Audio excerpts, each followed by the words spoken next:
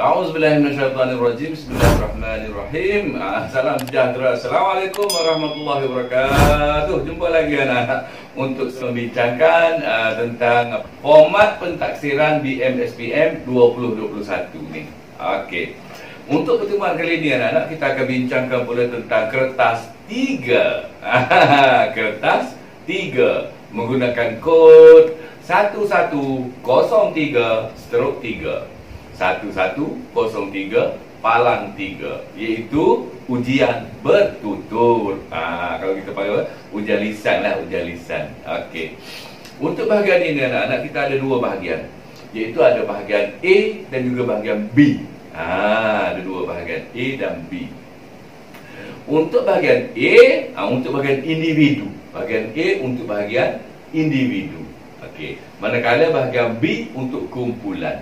Untuk kumpulan. Okey. Masa yang akan diberi untuk individu 3 hingga 5 minit saja. 3 hingga 5 minit. Manakala untuk kumpulan lama sikit. Lama sikit, iaitu antara 12 hingga 15 minit. Okey, markah-markah. Markah untuk individu one by one, awak dengan pentaksir hanya 40 markah. 40 markah. Banyak 40 markah. Banyak kan? Okey. Manakala yang kumpulan, satu kumpulan tu mungkin dalam 4 ataupun 5 orang. Satu kumpulan 4 atau 5 orang adakan perbincangan. Okey. Di sini kita perlu tukar markah sebanyak 30 markah. 30 markah. So anak-anak, individu 40, kumpulan 30. So jumlahnya 70 markah. 70 markah. Okey, jelas. Untuk bahagian ini macam ni cara dia anak-anak. Anak-anak akan diberi satu petikan ataupun bahan rancangan. Satu petikan ataupun bahan rancangan, and then anak-anak baca dulu. Baca dulu. Kemudian akan bersoal jawab. Lepas baca tu akan bersoal jawab dengan pentaksir. Manakala untuk kumpulan, satu kumpulan akan diberikan satu tajuk. And then tajuk tu pula berdasarkan kepada 8 tema umum. Ada 8 tema untuk kita bincangkan nanti. So kita masuk dalam sikit lagi. Mengenai aras dia. Aras kesukaran, kesukarannya kita bagi pada 3 aras lah ya. Iaitu aras kesukaran rendah 5, aras kesukaran sederhana 3, dan juga aras kesukaran tinggi 2. 2. Okey.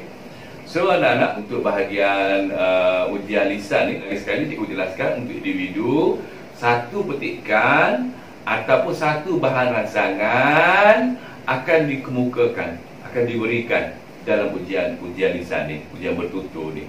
Okey. Walau bagaimanapun, bahan ataupun petikan tadi mestilah mencakupi standard kandungan dan pembelajaran yang terdapat dalam DSKP Kata 5. Dalam dokumen standard kurikulum pembelajaran Kata 5. Tak lari dari itu. Okey. Setiap calon, ingat, setiap calon, semua anak-anak ni akan bersoal jawab dengan pentaksir. Awak akan bersoal jawab dengan pentaksir. Biasanya lazimnya 4 soalan akan dikemukakan. Berapa soalan? Yes, 4 soalan saja. Dan anak-anak perlu menyampaikan idea ataupun pandangan, berdasarkan stimulus yang telah ditetapkan.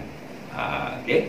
So untuk dapatkan 40 markah ni, insya-Allah, insya-Allah, anak-anak jangan diamlah. Baca petikan tu, cuba fahamkan, dan kebanyakan apa yang dipersoalkan ada dalam petikan tu. Cuma luaskan sikit idea kita. Boleh? Alright. Untuk taksiran kumpulan, cikgu dah cakap tadi, mungkin satu kumpulan ada 3 orang, 4 orang, 5 orang je lah, 3, 4, 5 macam tu lah kan. Then berdasarkan kepada 8 tema tadi, 8 tema, dan markahnya 30 markah. Okey. Setiap calon yang bercakap ni kan, yang bercakap awak 3, 4 orang ni, 4, 5 orang ni, akan dinilai berdasarkan 4 kategori, 4 perkara. Satu, berdasarkan tata bahasa dan kosakata. Tata bahasa dan kosakata. Satu. Dua, berdasarkan sebutan.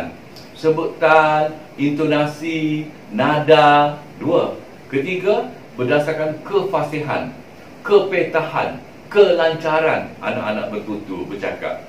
Okey. Dan yang keempat, berdasarkan ni, idea.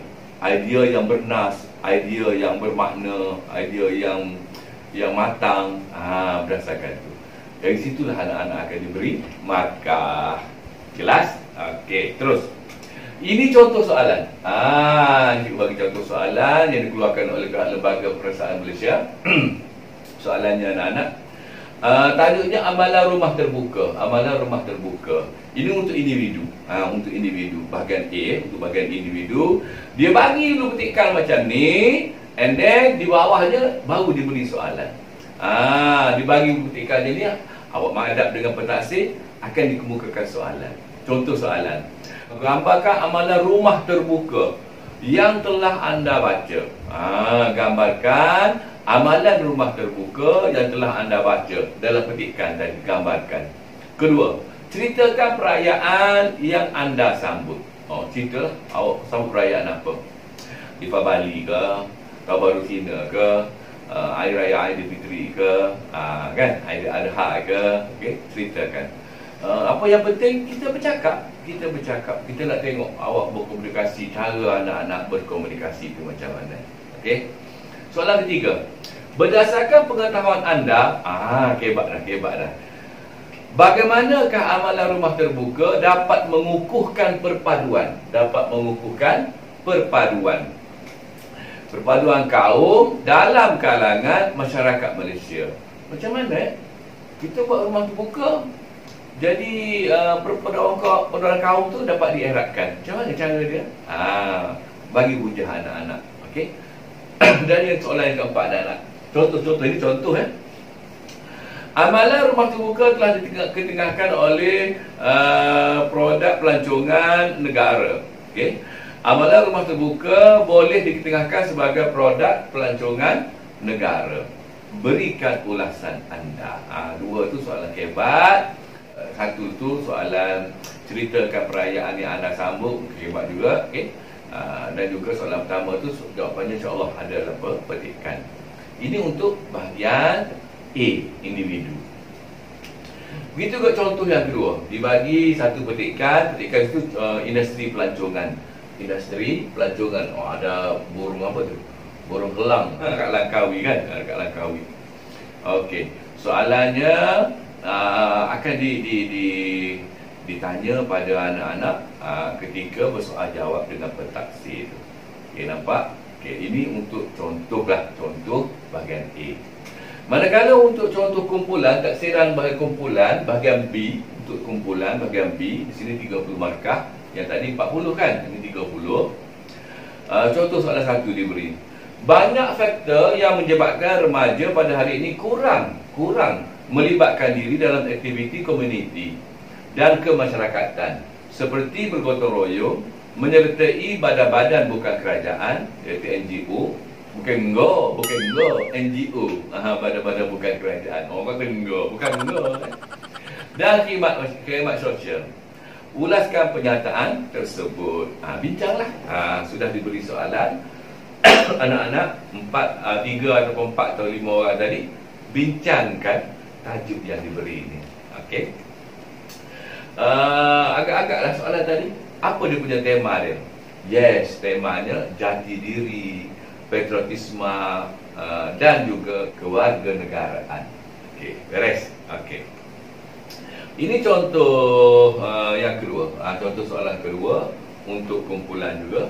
Dasar satu murid satu sukan yang telah dilaksanakan di sekolah-sekolah di seluruh negara untuk memastikan setiap murid diberikan peluang melibatkan diri dalam aktiviti sukan. Sama ada pada peringkat sekolah, daerah, negeri dan kebangsaan. Dasar ini telah banyak memberikan manfaat ataupun faedah kepada semua murid. Bincangkan. Ceritanya satu murid satu sukan. Okey, apa tema tu anak-anak? Temanya sukan dan rekreasi. sukan dan rekreasi. Itu temanya. Okey, bincangkanlah. Okey, di sini untukkan markah sebanyak 30 markah. Okey. So anak-anak dah kita bincang panjang lebar tadi. Ingat ya, untuk bahagian ini, bahagian ujian lisan ni, taksiran ini ada dua bahagian, iaitu bahagian A dan bahagian B. Bahagian A taksiran individu, bahagian B taksiran kumpulan. Bahagian A 3 individu dapat 40 markah dan taksiran kumpulan lagi 30 markah. Jumlah markahnya dari situ 70 markah. Okey, sampai di sini dulu anak-anak. InsyaAllah sudah jelas, sudah faham. Assalamualaikum warahmatullahi wabarakatuh.